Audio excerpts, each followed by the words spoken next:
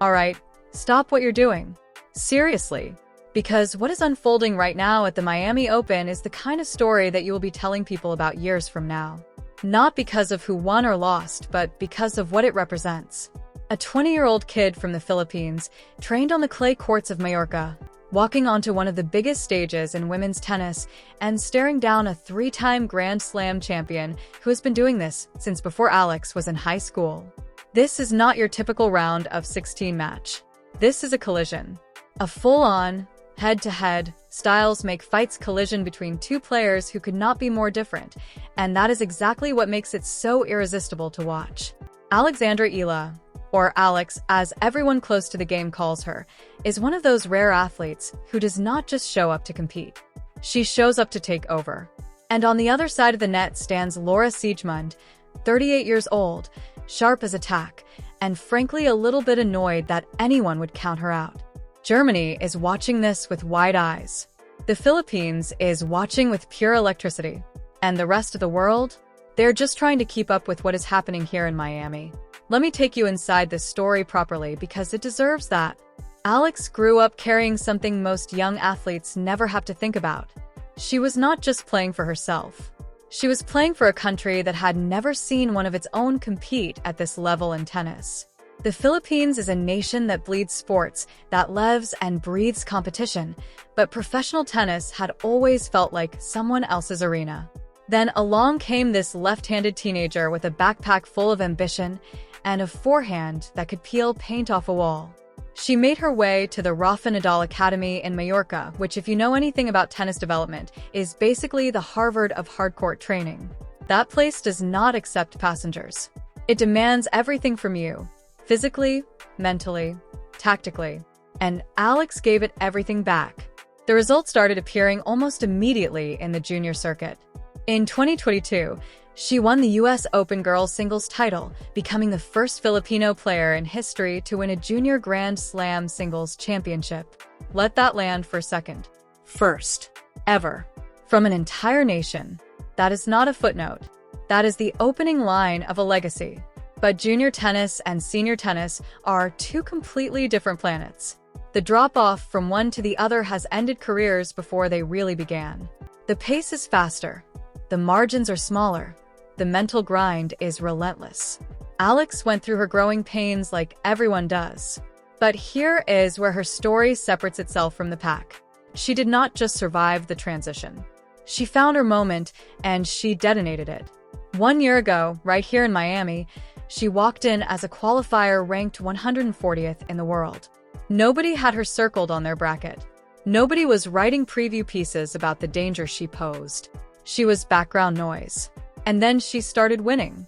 Not squeaking by, not getting lucky. Actually winning. Against players who had no business losing to a qualifier. She took out Madison Keys. She overpowered Jelena Ostapenko. And then came the match that changed everything. The quarterfinal against Iga Swiatek, the reigning world #1, the most dominant force in women's tennis in years. Alex did not flinch. She went toe-to-toe with Swiatek, matching her heavy topspin, using those wicked left-handed angles to pull her wide, and she won. The tennis world collectively stopped and took notice. She eventually fell in the semi-finals to Jessica Pegula, but by that point it did not matter. The message had been delivered in bold letters. Alexandra Eala belongs here. Fast forward to now, March 2026, and she is no longer the surprise guest at the party. She is seated. She is ranked inside the top 30 at a career high of 29th in the world, and she is in the round of 16 at Miami again. The difference this time is the weight she carries. Last year, she had nothing to lose. This year, she has everything to protect. The Philippines is not just hoping anymore. They're expecting. And that shift in expectation changes the psychology of competition in ways that are subtle, but absolutely critical. She has been playing well in the lead up to this tournament. At the Dubai Championships, she reached the quarterfinals, grinding past quality opponents in Sabalenka and Jasmine Paolini, showing that she can win the ugly matches, not just the exciting ones. Even in her defeats, like the hard-fought loss to Coco Gauff at Indian Wells, she demonstrated that she can absorb pressure from the very best and stay in the fight. Her game right now is as complete as it has ever been. The left-handed forehand is still the weapon, the one shot that opponents run nightmares about, but her backhand has genuinely leveled up. She is hitting it flatter, harder, down the line with real intent. She covers the court beautifully. She reads the play early. She is, in every measurable way, a top-tier player on the rise.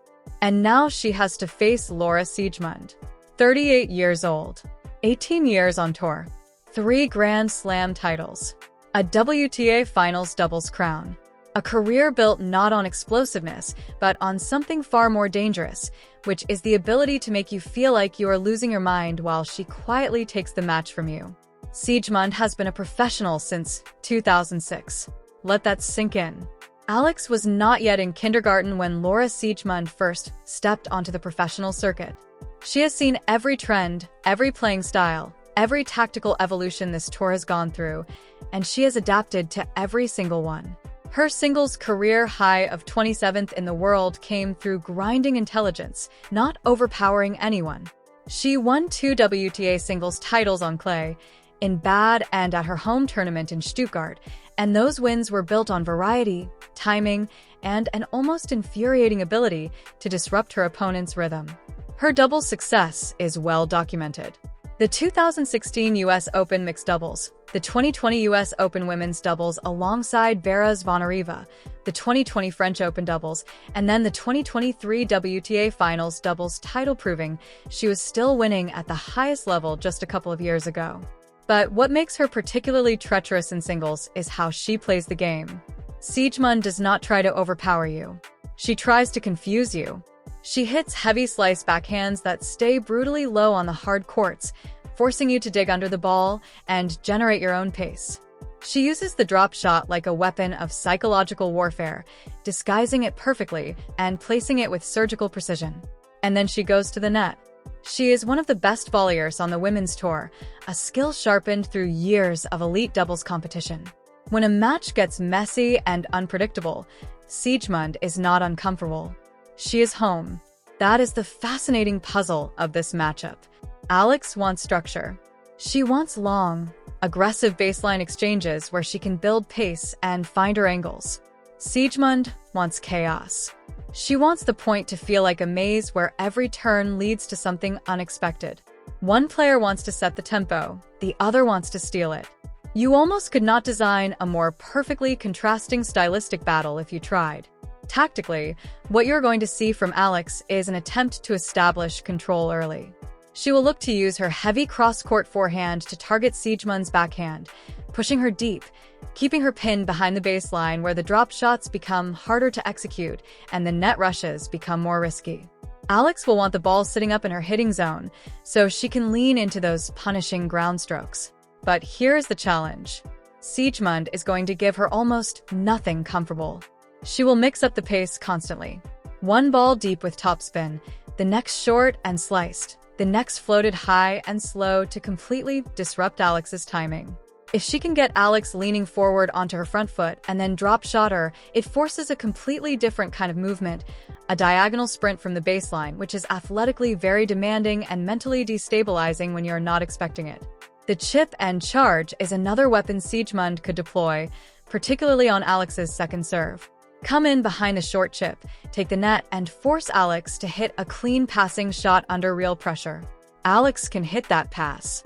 But doing it consistently, when the match is tight and the crowd is loud and the heat is pressing down on you in Miami, that is a different kind of test entirely. The Hard Rock Stadium courts play a little differently from the other big events. They tend to be slightly quicker and higher bouncing than what you find at Indian Wells, which theoretically benefits Alex. Her topspin is going to kick up high and hard, and Siegemund will have to work to get on top of those balls. But the heat and humidity in South Florida are something else entirely. By the second set, both players will be working twice as hard just to maintain the same level of execution they had in the first. And this is where the conversation gets really interesting, because while youth has obvious physical advantages, efficiency of movement matters enormously in those conditions. Siegemund has spent 18 years learning how to preserve energy, how to win points without burning unnecessary fuel, how to stay mentally fresh deep into a grueling match. Alex is young and fit, But this level of heat testing is still relatively new territory for her. If this goes to a third set in the Miami Heat, it becomes a completely different kind of contest. Beyond the tactics and the physical demands, there is a psychological layer to this match that might end up being the most decisive factor of all. For Alex, the pressure dynamic has genuinely shifted. A year ago, she was the free spirit, the qualifier nobody expected anything from, swinging freely without consequence. Today, she is the favorite. The Philippines is watching with hearts pounding. Millions of people back home are tracking every point in real time. That weight is real, and managing it requires a level of emotional maturity that she is still developing.